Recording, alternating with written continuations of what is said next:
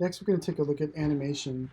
And as I mentioned before, all of these different targets are animatable properties. And what I want to do is I want to show you how to animate with this timeline down here. So the first thing is the timeline itself has, right now it's set to 90 frames, and you can increase that by punching in a value here. If I want to make this 150 frames, I can do that. And then you have this timeline indicator that allows you to kind of scrub on the timeline, or you can expand it to see the entire timeline. Right now, I'm only going to make an animation that's just a few frames long, so right here is good.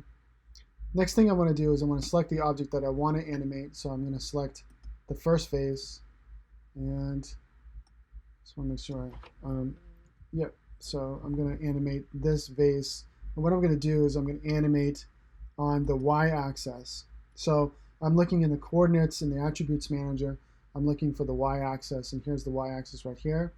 So on frame 0, I'm going to make a keyframe for the y property of this vase, and then I'm going to move forward in the timeline to, let's say, frame 20, and then interactively on the viewport, I'm going to move the object up, and then I need to click on that keyframe again in order to create the keyframe. Notice the keyframes appear in the timeline.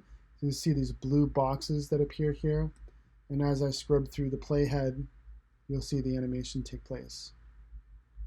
So I want to do that for all the different vases, but I want to show you another option to make this process a little easier. So going back here, what I wanted to do is turn on auto keying. So I'm turning on auto keying right now. Notice that I get this red appearance, and what it's doing is it's going to examine all the different objects in the scene, and it's going to automatically detect what's changing about those particular objects. So I'm going to go to the second vase, and what I want to do is I want to, again, keyframe here on the Y property. I'm going to move forward to, let's say, 25 frames, and then I'm going to change the position of that vase. And notice that with auto keying on, it automatically created a keyframe for me. Okay. So that's auto keying.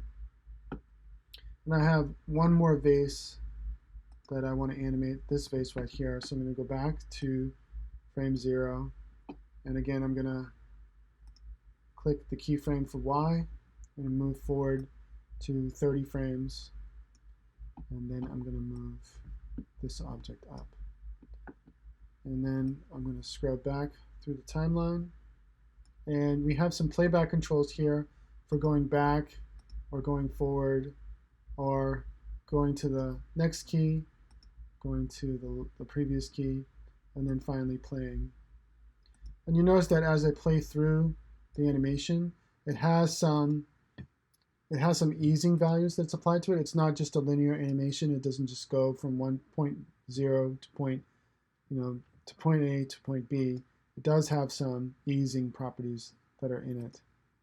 So you can animate properties like this. So you can animate a camera, you can animate lights, you can animate scale. I mean, really, there's a bunch of different things that are different properties that can be animated.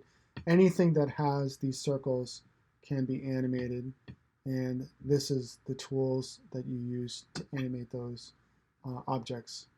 So next, we'll take a look at rendering. Rendering in 3D is painful in a lot of different ways, depending on the complexity of your materials, the complexity of your 3D objects. But we'll take a look at rendering in the next video.